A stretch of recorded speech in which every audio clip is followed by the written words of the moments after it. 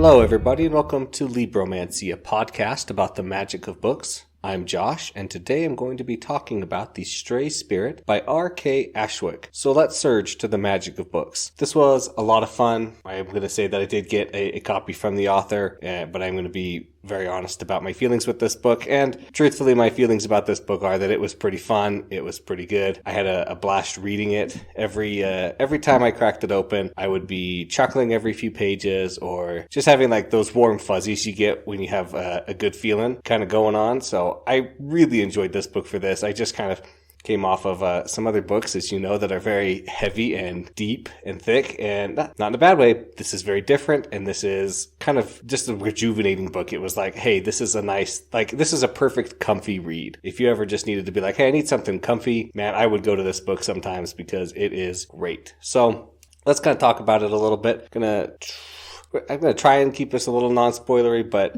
you guys all know me, and I am not very good at that. So in a non-spoilery way, let's just kind of go over the little quotes on the back. I can read that for you, right?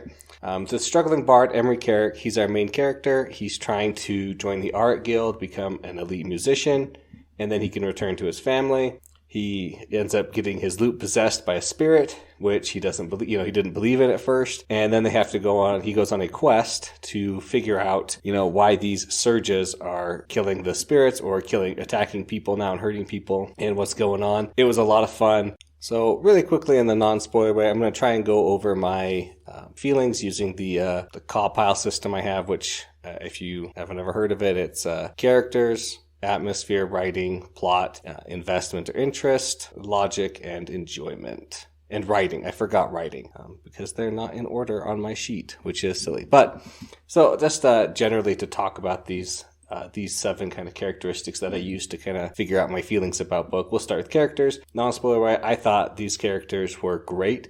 I felt like they were very relatable in almost everything they do, from Emery to Calliope to Aspen. You could see parts of yourself in all of them, and you could be like, oh yeah, I remember when I was like that, or I know somebody who's like that, or I remember feeling that way when I did a certain thing. So it was you're obviously in their heads, and you kind of know. It was very nice and refreshing to have that. Atmosphere. The atmosphere of this book was good. Sometimes I really felt the atmosphere mostly when we were in the waterways. That was the time when I kind of really felt like the scenery more than when we were just in a city or somewhere else. When we were in Devon Gray's house, the surge experimenter before, who's been collecting the surge energy on things and kind of sealing it up to study it, I really felt, sorry, that was a spoiler and I didn't even mean it, I'm sorry. But when we go to his house, I really felt the atmosphere there because I'm like, oh yeah, it's super cluttered and I could totally picture everything. The cities, the inns less so, but that's fine. They were less kind of important places for the most part. So let's move off of there. The writing, I thought the writing was really good.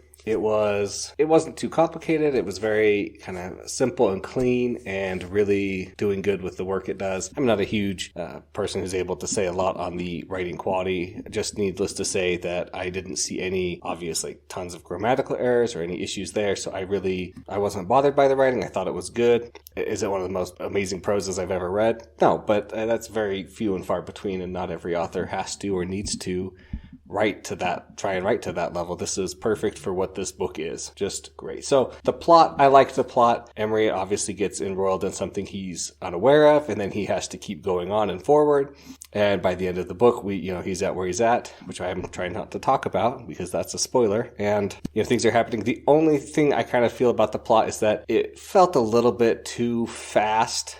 And that's such a hard thing to say because the way the book is written, that's how it is. But between the final surge that spoilers again. The final surge that they're waiting for is only so many days away, and I just was like, oh, that's so tough to get like news because you have no telegrams or telegraphs, which is not even fine. It's a fantasy world. I'm all chill with that, right? But no instant communication to kind of get the word out. So your 4 days is really like 3 days minimum to get the word out, which is then 2 days to actually get stuff done and understanding. And then it's like 1 day to get to people into safety. And so I was like, that just seems really fast. Maybe if we'd said you have a week, I don't know. I'm not trying to hold it against it. It was just something that it was kind of like, going. And then the last quarter of the book just felt more rushed because it was a time crunch, which is again fine. that was something that kind of stuck out to me as I was reading it. My investment in this book, I was hooked on this book after like the first 3 chapters. I just wanted to keep reading it. It was a lot of fun, like I said, made me laugh every time I read it. And who doesn't want to read a good, comfy book that makes you laugh, right? So the logic of the book, good. I didn't feel like anybody really acted too out of character or too different from how a real person would act in that situation. So I have to give it high marks for that.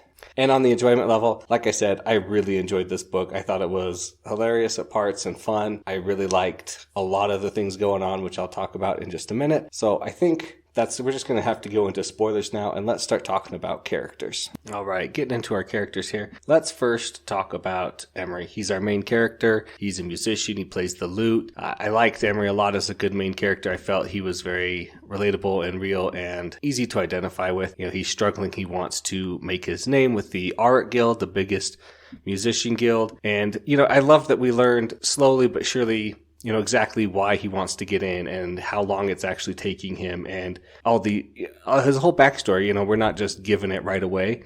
That was a nice touch. And it comes out that we have Aspen, who is our stray spirit. They go by they, them. But I like that Aspen's just like a child. And he's like, why do you do this? Why do you do that? How come this is the way it is? This is what I feel like. He's just such a kid. He's just like asking these pointless questions or like trying to push on things. You're like, just stop for talking about it for a minute. Like, I want to just think to myself. And I love that. And back to Emery, we learn, that he left home kind of in a fit or a rage where he was just like, I'm going to go be a musician. I don't want to work the waterways like everybody else. I'm not going to come home until I get the gold badge, saying I'm part of the Art Guild. And then it's been 3 years later and he still hasn't gotten it. And the emotions that he is portraying when Calliope is like, write your family, you need to write them and tell them. Or when he gets letters and he's like, I don't know what to write them. I haven't made my goal. I can't just... It's not that he doesn't want to admit defeat, but he's ashamed that he left the way he did. And I totally understand that, like, when you leave or do something on a hard note or a bad note, it is so much harder to come back to that and just say, I'm sorry. And the longer you let it go, the harder it is because it's been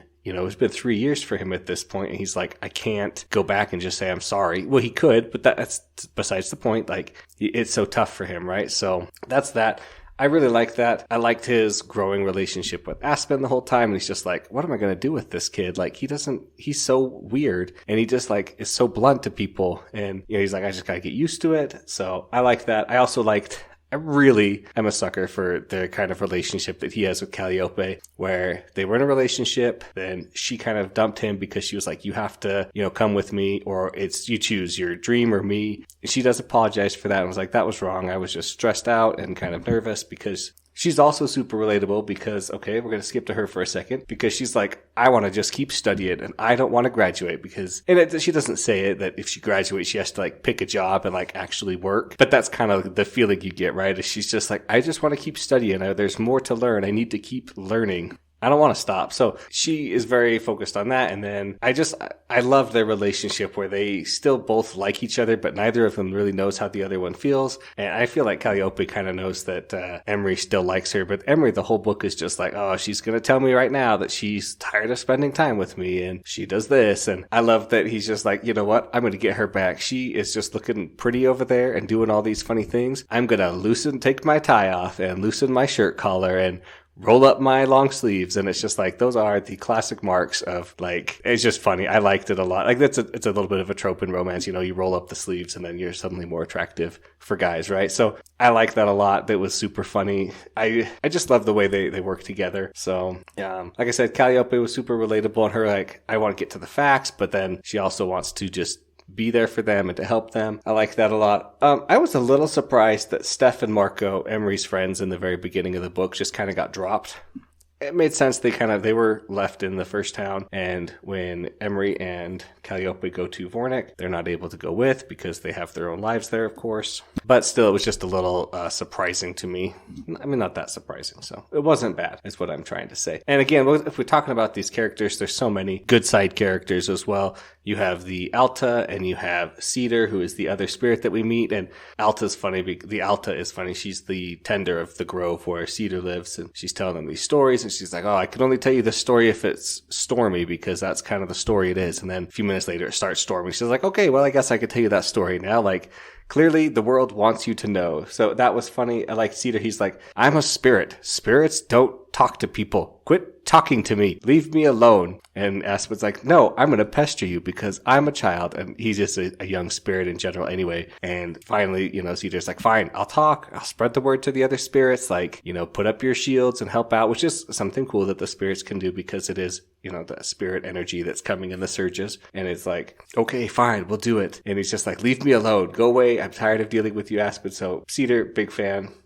I liked Ella Sorman. She's the head of the Art Guild, and obviously she's the head of the Art Guild. You know that by her name because, clearly, hopefully you've read the book or not, but she is the head and she does a lot of good things. I like that she used to be the head of the guild when they did more important things when there was less peace, which would be, spying, smuggling type things or whatever. And now that there's peace, they're like, oh, all she can do is play music. And she's trying to revitalize that at the end where she's like, no, we're going to go do the real work again. We're going to keep things moving. We're going to help basically force the council to do what they need to do because they want to just lay back and not do it so much. So we're going to fix that. So I like that a lot.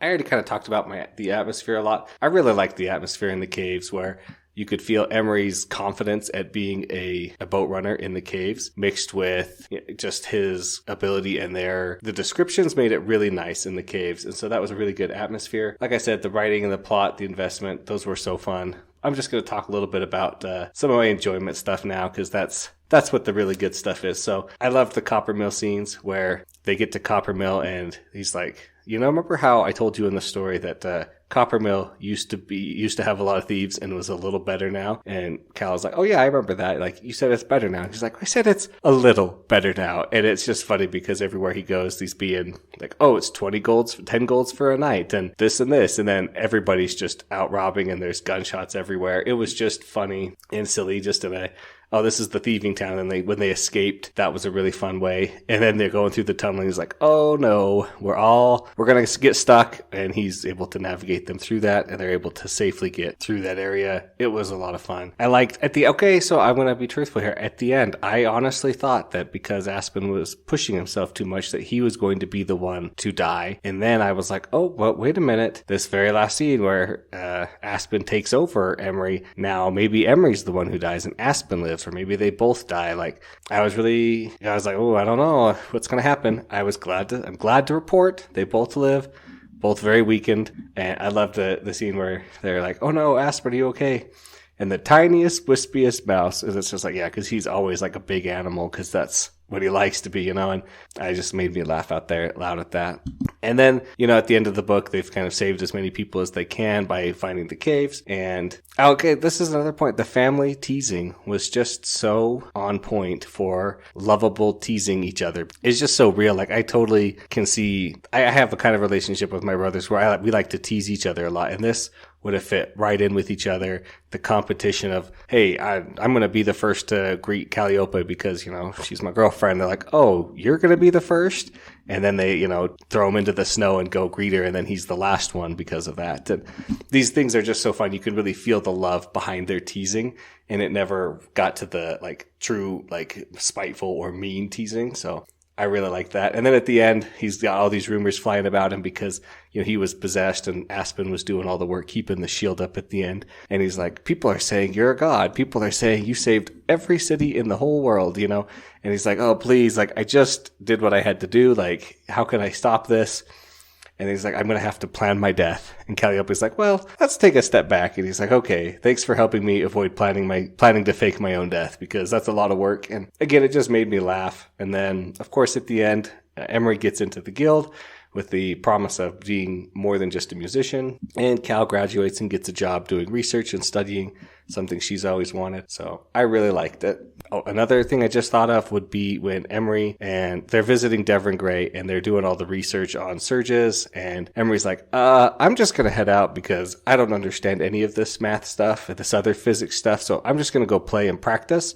And then he's out practicing and he sees the glowworms and he's like, oh, I'll play the songs. And he notices the glowworms, lining up a certain way, which they do every time when they've been playing. And it finally clicks, oh my gosh, this is the key to the song that we've been trying to sing. And this is where the caves are for protection against the surge. And so I thought that was a really nice part of foreshadowing where it's mentioned very early on that the glowworms will respond and wiggle or move in a certain way when a song is being played. And so when it's the right song, it produces the right results. And that was a really nice thing. So there's a lot of questions though that I have. We know that surges are like spiritual energy, but why? Where is it coming from? Why is it so much bigger this time around? Because they've been coming every 5-ish years without issue. And now they're much bigger. Why are they killing spirits? Because they're bigger, they're killing spirits. But I just am curious what's going on with that. I really want to see more of that. And that's going to wrap up my discussion of The Stray Spirit by R.K. Ashwick. Again, I really enjoyed this book. Thanks everybody to listening. Thanks to David Hillowitz for the intro and outro music. If you have any questions or comments, please send those to libromancypod@gmail.com. Please like and subscribe wherever you get your podcasts from. That really helps out. And remember to surge with the magic of books.